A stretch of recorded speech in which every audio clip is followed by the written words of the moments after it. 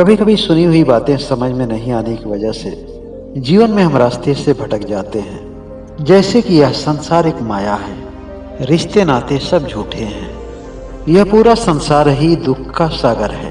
हर बातों के कई मायने होते हैं। कौन सा मायने हमारे जीवन के लिए सटीक होता है, जिसे स्वीकार करने में हमें सुविधा होती है, हमारे मन और मस्तिष्क को सुख मिलता है।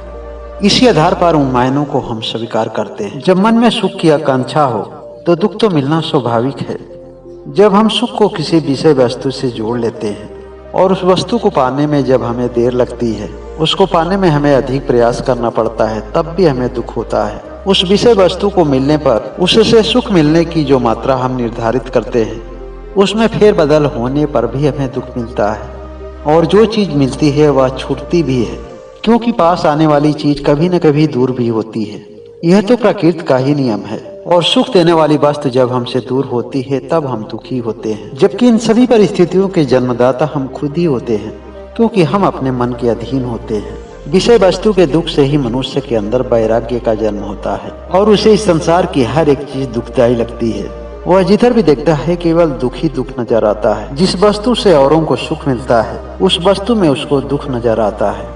जिस संबंधों में औरों को सुख मिलता है उन्हीं संबंधों को वह दुख का कारण समझता है। इन्हीं बातों पर आधारित एक छोटा सा किस्सा है। बिम्बसार की नगरी में कभी आजाद नामक एक आदमी था। किसान का पुत्र था, लेकिन बचपन से ही मन में आकांक्षा थी कि उसके जीवन में हर तरह की सुख सुविधाएं हों। दो भाइयों में आजाद सबसे बड़ा भाई था। उसका छोटा भाई अपने माँ बाप के साथ अपने गाँव में रहता था। अपने पिता की खेती बाड़ी के कामों में सहयोग करता था। लेकिन आजाद अपने सपनों को पूरा करने के लिए एक नगर में रहने लगा। जब मन में ऊंची प्यास हो तो जीवन में कुछ भी पाना असंभव नहीं है।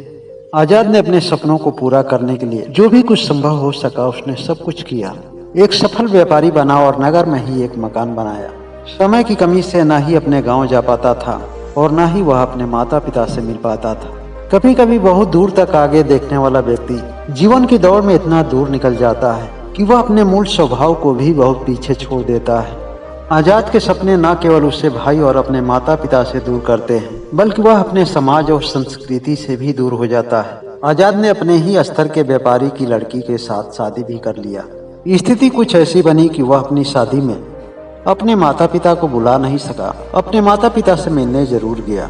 उसके माता पिता को इस बात की खुशी जरूर थी कि उसके पुत्र को एक सुंदर कन्या मिली, लेकिन वह अपने पुत्र की शादी अपने हाथों से करेगा, यह उसका सपना सपना ही रह गया। उसके माता पिता अपनी इच्छाओं को अपने मन में इस तरह से दफन कर दिए कि जैसे मानो कि वह अपने पुत्र के इस निर्णय से बहुत ही अधिक खुश हों।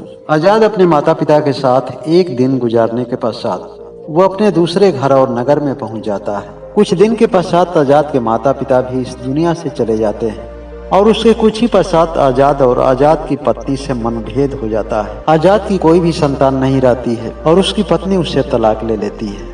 आजाद तलाक तो नहीं देना चाहता था, लेकिन वह अपनी पत्नी से बहुत ही प्रेम करता था। अपनी पत्नी को खुश देखने के लिए वह अपने जीवन का कोई भी जहर का घूंट पीने के लिए तैयार था। इसीलिए उसने अपने जीवन में जो भी धन कमाया था उसका 80% हिस्सा अपनी पत्नी को दे दिया। अब उसे अपने भाई से भी मानसिक दूरी बन गई थी और उसे सांत्वना देने के लिए अब उसके माता पिता भी उसके साथ नहीं रहे।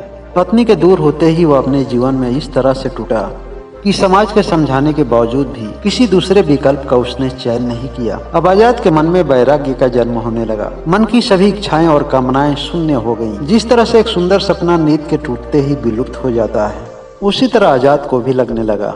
वो अपने नगर को छोड़कर बहुत दूर चला गया और एक अनजानी सी जगह में एक पुराने खंडहर में रहने लगा। आजाद अब इस बात को मानने लगा था कि यह पूरा जीवन अभी तक वह व्यर्थ ही जीता रहा।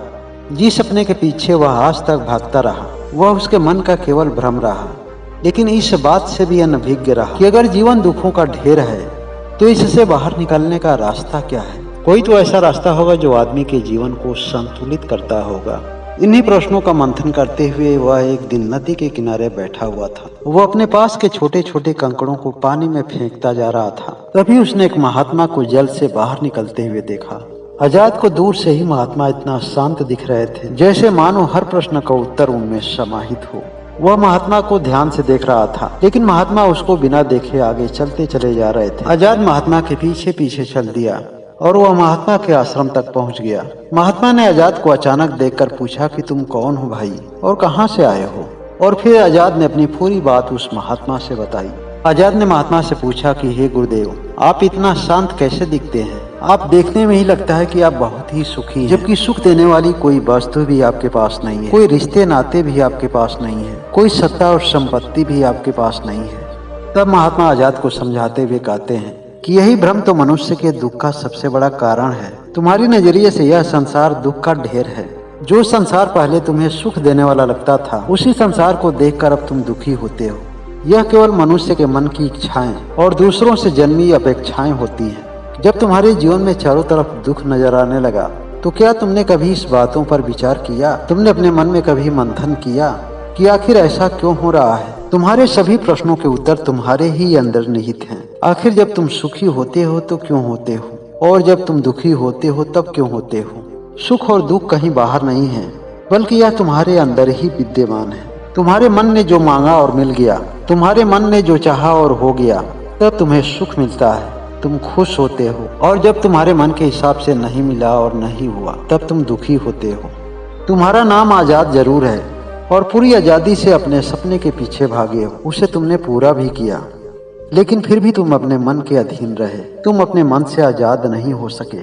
लेकिन एक बात हमेशा याद रखना, जो मन के अधीन होते हैं, अगर उसे पूरे संसार का मालिक बना दिया जाए तब भी वह जीवन में खुश नहीं रह पाएंगे, क्योंकि मन कभी स्थिर रहता नहीं है। तो फिर आपकी खुशी को वह स्थिर कैसे रहने देगा? महात्मा ने आजाद को बताते हैं कि तुम अपने जीवन के सभी सुख दुख को इस संसार की विषय वस्तुओं से जोड़ रखा है, तभी तो अपने सुख के लिए अपने माता पिता को छोड़कर गांव से जाकर नगर में बसे। सुखी रहने वाला व्यक्ति बिना वस्त्र और बिना भोजन का भी सुखी रह सकता है। महात्मा कहते हैं कि दुख तुम्हें नहीं पकड़ा है, बल्कि दुख को तुमने ही पकड़ लिया है। जो जो बातें और जो घटनाएं तुम्हें दुखित कर रही हैं, इसी क्षण उसे सपना समझकर तुम भूल जाओ। तुम्हारा जीवन पहले की तरह फिर से सामान्य हो जाएगा। यह सरल नहीं है, लेकिन प्रयास से सब कुछ संभव है। महात्मा उसे यह भी बताते हैं कि केवल सन्यासियों की तरह रहने से, सन्यासियों की तरह कपड़े पहनने से आदमी सन्यासी नहीं बन जाता है। उसके जीवन के दुख और जीवन की पीड़ा तो हर जगह उसका पीछा करेंगे। अगर जीवन में शांति चाहिए तो मन को शांत करना पड़ेगा, अपने मन को स्थिर करना पड़ेगा। इस संतुलन के पश्चात ही यह निर्णय करना उचित होगा कि तुम्हारे लिए संसारी सही है या सन्यासी। दोस्तों, इस कहानी से हमें सीख मिलती है कि यह संसार बहुत ही खूबसूरत है, लेकिन अपेक्षाओं से ही स्वर्ग और नर्क की उत्पत्ति होती है। जब हम सुख और दुख दोनों ही स्थितियों में सामान्य रहते हैं, अर्थात अपने मन को विचलित होने से रोकते हैं, अपने मन को भ्रमित होने से रोकते हैं, तब हमारा मन हर स्थितियों में स्थिर रहता है, शांत रहता है। लेकिन आप सभी लोगों को इस कहानी से क्या सीख मिलती है, कमेंट करके जरूर बताएं और इस चैनल को अधिक से अधिक सब्सक्राइब करें, ताकि यह वीडियो और लोगों तक पहुंच सके। आप लोगों ने इस चैनल के लिए जो समय दिया, उसके लिए बहुत बहुत धन्यवाद।